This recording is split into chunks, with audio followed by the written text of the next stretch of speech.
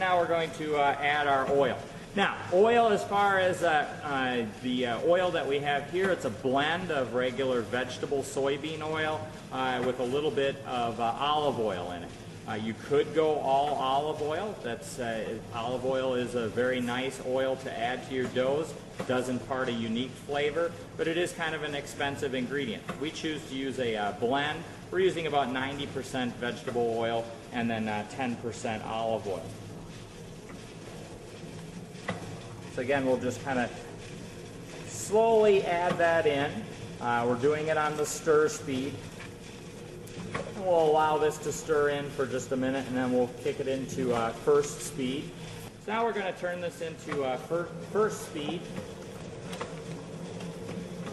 And we'll mix for about 2 minutes. Again, we're looking for that oil to be incorporated into the dough. You can see by the way the dough is slipping around the mixer that there's still quite a bit of oil on the outside of the dough. And then once we get that incorporated, we will go into to second speed. This happens to be a 4-speed mixer. You can mix on just about any type of mixer at any speed. Obviously, the slower the mixing action, the longer it's going to take to mix your dough up. Now on the other side of that, just because the mixer has speed 3 and 4, that doesn't necessarily mean that you have to use those speeds, because once you do get up into higher speeds, that is a little more abusive and harder on your mixer. So if you want to avoid having the repairman come to your shop unnecessarily, probably stay in mixing your doughs in first and second speed.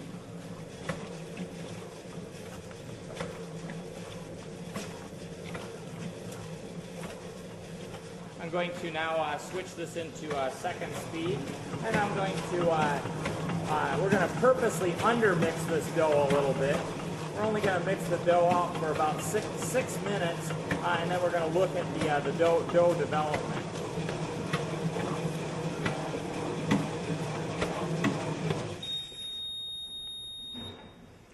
Here we are, we're 6 minutes into the mixing stage, and if you just look at the dough on the outside here, you can see that it still has a rather rough appearance to it.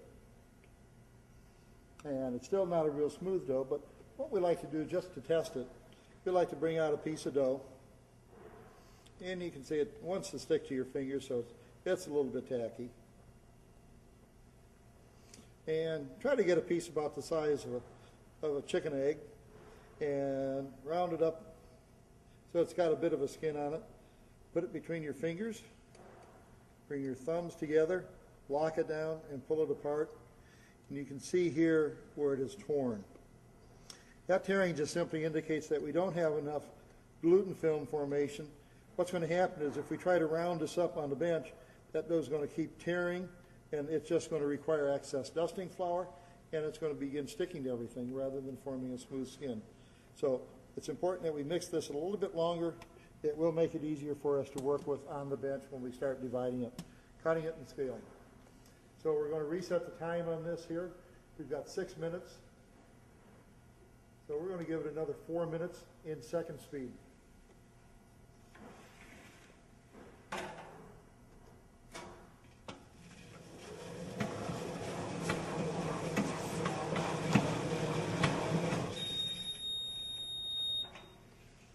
Okay, here we are back again.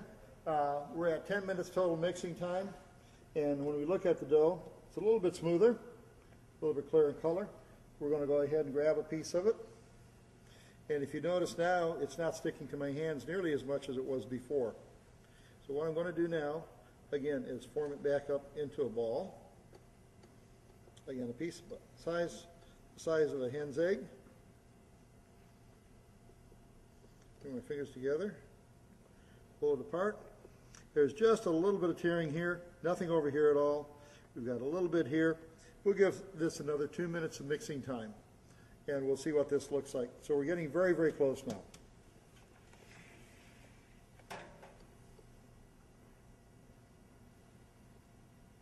On what speed are you going with on this? This will be all on second speed, and this will be bringing us up to a total of 12 minutes.